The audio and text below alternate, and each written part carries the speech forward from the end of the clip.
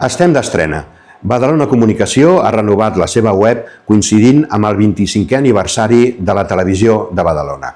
Aquesta renovació respon a l'estratègia per adaptar-nos a les noves formes de consum i per arribar a nous públics, sobretot els joves, a través de tots els nostres canals, la ràdio, la televisió, la web i les xarxes socials.